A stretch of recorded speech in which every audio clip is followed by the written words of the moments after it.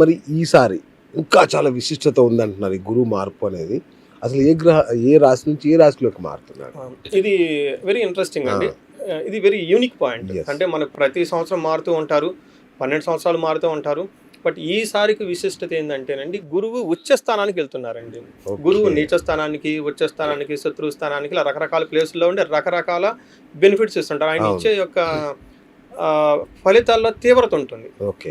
మీకు 100%కి 25%, 30%, 40% ఆ పర్సెంట్ ఉంటుంది. గురువు అనుకూలంగా ఉన్నారు, ఓకే 40 రూపీస్ వచ్చింది. గురువు యావరేజ్గా ఉన్నారు, 10 రూపాయలు వస్తుంది. గురువు ఉచ్చ స్థానంలో ఉన్నారు, 100% డబ్బులు వచ్చేస్తాయి. అందుకని గురువు వీళ్ళు కర్కాటక రాశిలోకి మూవ్ అవడంతో గురువు కర్కాటక రాశిలో ఉచ్చ స్థానంలో ఉంటారు. 1 year అనేది సూపర్ పీరియడ్. ఎందుకు అంటే ఈ 1 yearలో పుట్టిన ప్రతి పిల్లవాడికి, ప్రతి అమ్మాయికి కూడాను, బేబీకి, గాలికి, ప్రతి దానికి వాళ్ళకి గురువు ఉచ్చ స్థానంలో ఉండటంతో వాళ్ళు గురువు ఇచ్చే ఫలితాలు అద్భుతంగా ఉంటారని చెప్పుకోవాలన్నమాట. అందులో ఇంకొక ముఖ్యమైన విషయం ఏంటంటే, మన శ్రీ పరాభావనామ సంవత్సరానికి అధిపతి కూడా గురువే. ఈ సంవత్సరం అధిపతి గురువు. ఇప్పుడు గురువు మారటంతో కర్కాటక రాశికి ఉచ్చ స్థానంలో ఉంటారు. ఈ 1 year పుట్టిన వాళ్ళు ప్రతి ఒక్కళ్ళు వాళ్ళ జన్మజాతకంలో గురువు అద్భుతంగా ఉండటంతో ఆ 12 భావాలు ఏ భావానికి సంబంధించిన భావాన్ని ఉచ్చ స్థానంలో ఉండి ఏదో ఒక విధంగా వాళ్ళు కాపాడుతూ ఉంటుంది. కాబట్టి వెరీ వెరీ ఇంపార్టెంట్. అంటే ఎప్పుడు ఇచ్చే నెగటివ్ ఎనర్జీ కంటే కూడా నెగటివ్ ఎనర్జీ చాలా తక్కువ రిజల్ట్ ఇస్తుంటాడు.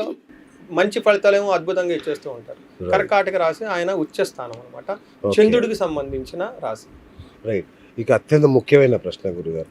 సో మరి గురుగ్రహం మారినప్పుడు మనిషి జీవితంలో కూడా అనేక మార్పులు అవి వస్తుంటాయి, ఒడిదుడుకులు. సో ముఖ్యంగా కొన్ని గ్రహాలు పట్టిందల్లా బంగారం అయ్యే పరిస్థితి వస్తుంది.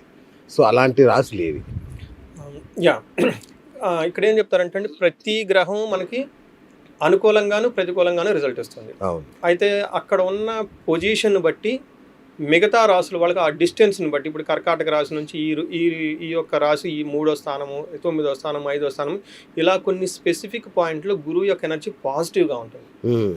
అదే కొన్ని రాశులకు వచ్చేటప్పటికి గురువు యొక్క లైటింగ్ వాళ్ళకి అందదు, ఆ గ్రేస్ వాళ్ళ మీద పడదు. ఇప్పుడు మనకి లైటే ఉందనుకోండి, పైన చెట్టు ఏదో అడ్డం ఉంటుంది, కొన్నిటి మీద బాగా బ్రైట్గా ఉంటుంది, కొన్నిటి మీద పడదు. అలానే ఈ గురువు అనేది ఈ రాశిలో ఉండటంతో ఆయన యొక్క ఇన్ఫ్లుయెన్స్, ఆయన యొక్క ప్రభావం కొన్ని రాశుల మీద చాలా పవర్ఫుల్గా ఉంటుంది. కొన్నిటి యొక్క రాశులకు ఆయన యొక్క ప్రభావం అందదు, దూరంగా ఎక్కడో ఉంటుంది అనమాట. అబ్స్ట్రక్షన్స్ అంటారు అనమాట. మనకి ఈ అబ్స్ట్రక్షన్స్ ఉండటం వల్ల ఏమవుతుందంటే ఆ రాశుల వాళ్ళకి ఆ గురువు ఇచ్చే యొక్క బెనిఫిట్స్ అందవు అని మనకు చెప్తూ ఉంటాం. ఇప్పుడు ఉదాహరణ తీసుకున్నాం అనుకోండి, గురువుకి వచ్చేటప్పటికి ఈసారి కర్కాటక రాశిలో మారటంతో మిథున రాశి, కన్య రాశి, వృశ్చిక రాశి, తర్వాత మకర రాశి, మీన రాశుల వాళ్ళకి అద్భుతంగా ఉంటుంది. అంటే ఈ గురువు మార్పు ఈ రాశుల వారికి గురువు యొక్క అనుగ్రహం 100% ఉంటుంది. పెళ్లి కాని వాళ్ళకి పెళ్లి కావటం, పిల్లలు కావాల్సిన వాళ్ళకి పిల్లలు కావటము, అలానే ఏమైనా దోషాలు ఉన్నా ఆ దోషాలు పోవటం, జాబు లేని వాళ్ళకి జాబు రావటం, పదవి లేని వాళ్ళకి పదవి ఉండటం, ఇవన్నీ ఖచ్చితంగా జరుగుతూ ఉంటుంది అనమాట. అయితే కొన్ని గ్రహాలకి ఈ యొక్క గురువు యొక్క అదృష్టం మనకి నోచుకోరు, వాళ్ళు కొంచెం బాగా దూరంగా ఉంటారు. ఆ గ్రహాలు ధనస్సు, సింహ, కుంభ, ఈ రాశుల వాళ్ళకి గురువు యొక్క ప్రభావం తగ్గుతూ ఉంటుంది. అంటే ఆ గురువు ఇచ్చే యొక్క రిజల్ట్ వీళ్ళకి సరిగా అందవని మనం చెప్పుకోవాలి. అలానే కొన్ని మిగతా గ్రహాలు, మిగతా రాశులు ఏవైతే ఉన్నాయో అవి యాజ్ ఇట్ ఈజ్గా ఉంటాయి. పెద్ద తక్కువగా అని మనం చెప్పుకోలేం, పెద్ద ఎక్కువగా అని చెప్పుకోలేం, యాజ్ ఇట్ ఈజ్గా ఉంటుంది. ఫలితాలు వచ్చేటప్పుడు మిక్స్డ్గా ఉంటాయని మనం చెప్పుకోవాలి. కొన్ని సందర్భాల్లో ఉంటుంది, కొన్ని సందర్భాల్లో గురువు యొక్క ప్రభావం వీళ్ళ మీద పడదు. అదేవిధంగా వాళ్ళకి కొన్ని సందర్భాల్లో బాగా పాజిటివ్గా ఉంటుంది, కొన్ని సందర్భాల్లో అంత పాజిటివ్గా ఉండకపోవచ్చు మనం తెలుసుకోవాలి. ఇంకొకటి, మీరు తరచూ మిడ్ లైఫ్ క్రైసిస్ అని చెప్తుంటారు. సో 40 ఏళ్ళు రాగానే మనిషి జీవితంలో కొందరికి సడన్గా వాళ్ళ కెరీర్ ఆగిపోయి జీవితం రోడ్డు మీదకి వచ్చే పరిస్థితి ఉంటుంది. సో అలాంటి వాళ్ళకు ఈ గురుగ్రహ మార్పు అనేది మంచి జరిగే అవకాశం ఉందండి? ఖచ్చితంగా అండి. మీరు అది ఇన్ఫర్మేషన్ మరి ఎలా తీసుకున్నారో తెలియదు, కానీ నేను కొన్ని స్పెసిఫిక్ కేస్ స్టడీస్ చేస్తూ ఉంటానండి. నాది అంతా Harvard business school system of వేలో ఉంటుంది. వాళ్ళు ఏం చేస్తారంటే అండి, మేనేజ్మెంట్ థియరీస్ తీసుకుంటారు, ప్రూవెన్ మేనేజ్మెంట్ థియరీస్ తీసుకొని వాటిని బేస్ చేసుకొని రియల్ టైంలో ఎలా జరుగుతుంది, ఆ రియల్ టైంలో వచ్చే అవుట్కమ్కి ఆ థియరీస్ చెప్పిన వాటికి మధ్యలో డిఫరెన్స్ ఉందా లేదా, ఎన్ని విధాలుగా ఆ థియరీస్, నా ప్రిన్సిపల్స్ మనం అప్లై చేసి ఎన్ని విధాలుగా చేయొచ్చు అని ఒక వే ఆఫ్ ఎడ్యుకేషన్ సిస్టమ్ ఉంటుందండి. నేను ఈ రాశి ఫలాలు కూడా మన మహర్షులు ఇచ్చారండి. ఎవ్రీథింగ్ ఈజ్ రిటన్ ఉందండి. ఇది మనం ప్రతిదీ మహర్షులు అన్ని బుక్స్లో రాసి పెట్టేశారు. ఇప్పుడు ప్రాబ్లం ఏంటంటే అండి, లిటరేచర్ గ్యాప్ వచ్చింది. దాన్ని ఒక మూఢనమ్మకంగాను, సరిగ్గా మనకి తెలవకను, దాని అలా టైం లేదు మనకి. మేము మ్యాథ్స్, ఫిజిక్స్, జావా, ప్రోగ్రామింగ్, ఈ క్లౌడ్స్ అవే చేసుకుంటా కూర్చున్నాం కానివ్వండి, శాలరీ, ఓకే, ఈఎంఐస్, ఈ బర్డెన్. ఇది ఇంత పెద్ద ప్రెషస్ సైన్స్ని చదువుకోవడానికి టైం కుదరలేదు, రిసోర్సెస్ ఉండదు, అందుబాటులో ఉండదు. లక్కో ఏమో పూర్వజన్మ సుకృతమో నాకు వచ్చింది. బాగా సైంటిస్టుల దగ్గర నేను నేర్చుకున్నాను, వాళ్ళ వంశం పరంపరల దగ్గర జ్యోతిష్కులు 500 సంవత్సరాలు 600 సంవత్సరాలు నాలెడ్జ్ని ప్రిజర్వ్ చేసి పెట్టుకున్నారు, వాళ్ళ దగ్గర నేర్చుకోవటం. దీన్ని ఒక సైన్స్గా నాకు అర్థమైందండి, సైన్స్ బియాండ్ సైన్స్గా నాకు అర్థమైంది. Science is a beyond science అన్నమాట. ప్రతిదీ ఉందండి, చాలా ప్రతిదీ ఉంది. అయితే మరి ఇంత నాలెడ్జ్ని ఈ కాలమాన పరిస్థితులకు అనుగుణంగా దాన్ని మనం ఎలా ఉపయోగించుకోవాలి అని ఒక రీసెర్చ్లో భాగంగా వెరీ ఇంట్రెస్టింగ్ అండి, నేను కూడా అనుభవించాను. 35 to 45 మనకి మిడ్ లైఫ్ క్రైసిస్ అంటారు. ఓకే, వాళ్ళకి సడన్గా గ్రోత్ ఆగిపోతుంది, ఎందుకు ఏంటి తెలియదు. మనకి వెస్ట్రన్ వాళ్ళు ఏమంటారంటే ఒక టైటిల్ పెట్టారు దానికి, మిడ్ లైఫ్ క్రైసిస్. వాళ్ళకే తెలియదు, తెలవక పేరు పెట్టారు మిడ్ లైఫ్ క్రైసిస్. అంటే 40 yearsకి +or-3-4 yearsలో ఖచ్చితంగా వస్తుంది. లేడీస్కి వచ్చేటప్పటికి మనకి మెనోపాజ్ అంటారు, హార్మోనల్ డిస్టర్బెన్స్ అంటారు. దీనివల్ల వాళ్ళు చిన్నప్పటి నుంచి పడిన ఈ ప్రాబ్లమ్స్ అన్ని రెక్టిఫై అయిపోయేసి హార్మోనల్ చేంజెస్ అని చెప్తూ ఉంటారు. మరి జెంట్స్కి ఏం చెప్తారు? జెంట్స్కి ఏదో కారణం ఉండాలి కదా, ఏ కారణమో ఉండదు. దానికి ఏం చెప్తారు, వీళ్ళు కూడా మిడ్ లైఫ్ క్రైసిస్ అని చెప్పేసి అందులో పెట్టేస్తారు. బట్ దానికి సొల్యూషన్ అనేది లేదు. కానీ ఇంట్రెస్టింగ్గా నేను ఈ జ్యోతిష పుస్తకాలు, ఈ స్క్రిప్చర్స్ చూసినప్పుడు క్లీన్గా అందులో వివరణ ఉందండి. షాక్ అయ్యానండి, నేను షాక్ అయ్యాను.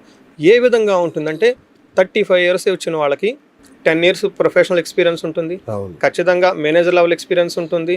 అంటే theoretical experience 25 years, proven 10 years of experience 35 years, ఇంకా కొంతమందికి ఎక్కువే ఉంటుంది.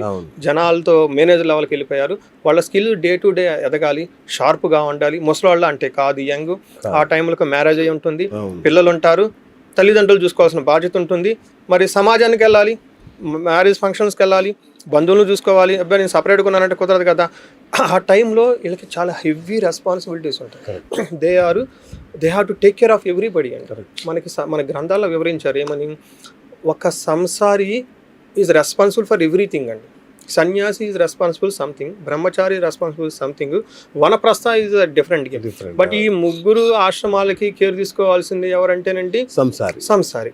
బట్ ఈ సంసారికి ఆయన మేజర్ మెచ్యూరిటీ ఎప్పుడు వస్తుందండి? 35 నుంచి 45 వస్తుంది. బట్ ఈ టైంలో ఆయన డౌన్కి వెళ్ళిపోతాడు కదా. అంటే ఆ టైంలో అతను 5 years 6 years ఒక లాక్ అయి ఉంటే ఎంత లాస్ చూడండి. ఒక హైలీ ప్రొడక్టివ్ పర్సన్ ఒక 2-3 years క్రైసిస్లో వెళ్ళిపోయి ఏమీ సంపాదన లేకుండా ఏమీ కంట్రిబ్యూట్ చేయకపోతే ఎంత లాస్ చూడండి. ముసలోళ్ళు ఓకే, చిన్నపిల్లలు ఓకే, రోగగ్రస్తులు ఓకే, హైలీ ఎనర్జెటిక్గా ఉన్న టీము బ్లాక్ అయితే ఎంత లాస్ చూడండి. దానికి మనకి జ్యోతిష శాస్త్రం బ్యూటిఫుల్గా అసలు రిజల్ట్ ఇచ్చేసిందండి. ఏమో చెప్తారంటే వీళ్ళు శాపాలు అని చెప్పేసి ఒక టైటిల్ పెడతారు, కర్సెస్ అంటారు అనమాట.